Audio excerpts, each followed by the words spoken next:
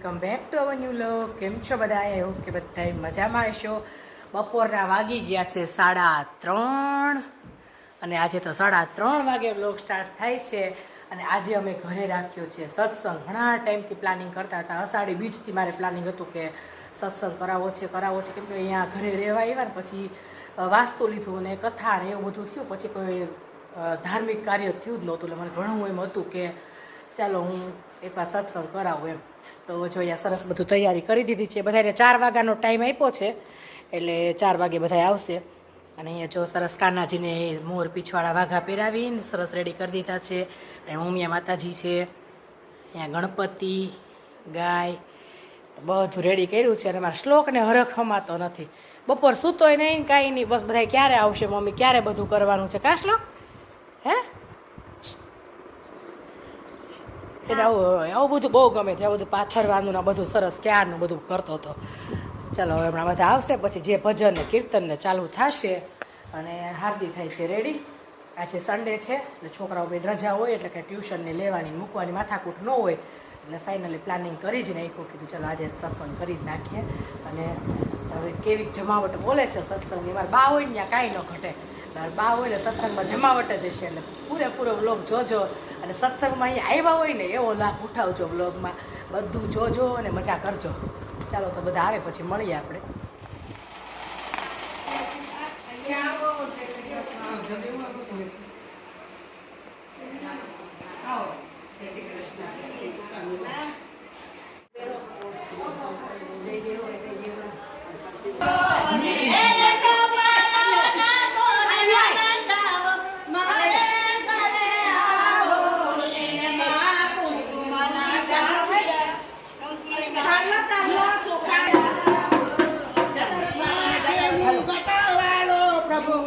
ના દીવો કે ચીલો કે ચીલો